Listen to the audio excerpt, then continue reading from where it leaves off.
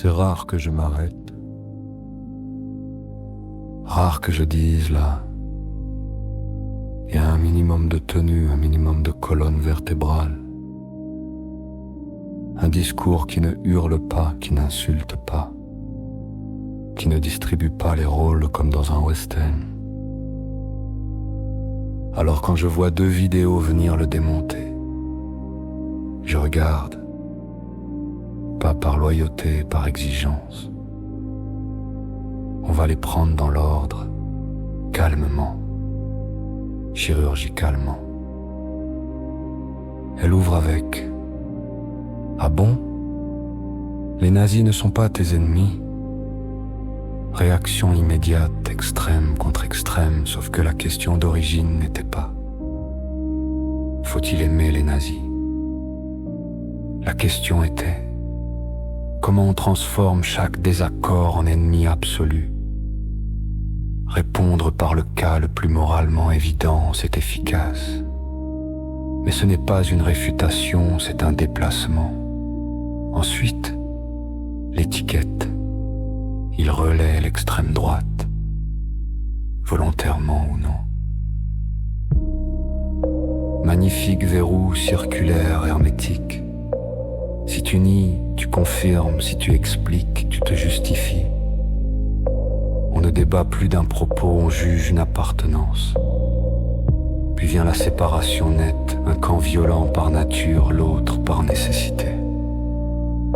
Le monde devient simple, presque confortable, mais l'histoire réelle est toujours plus sale que nos récits propres.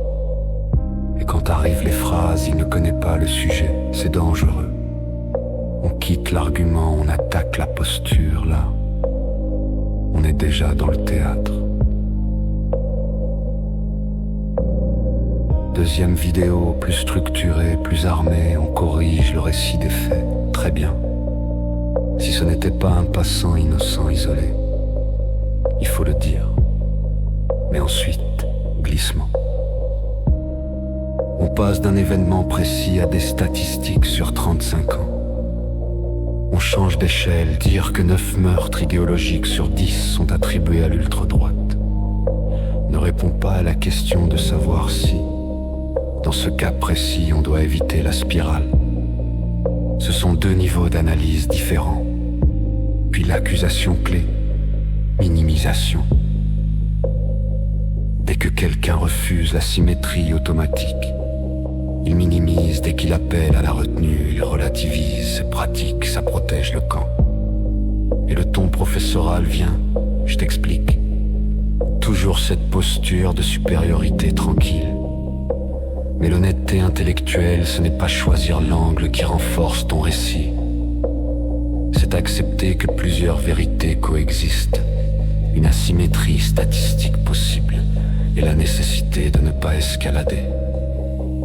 Les deux ne s'annulent pas. Ce que je vois avec mon filtre autistique assumé, ce n'est pas une bataille du bien contre le mal. Je vois des glissements, des raccourcis, des effets de scène. La première vidéo appelée à la responsabilité individuelle et au refus de la spirale. Les deux réponses, elles, réinstallent le cadre du camp.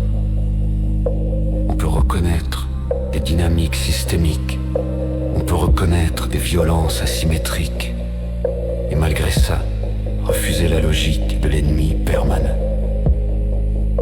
Ce n'est pas être naïf. Ce n'est pas être complice.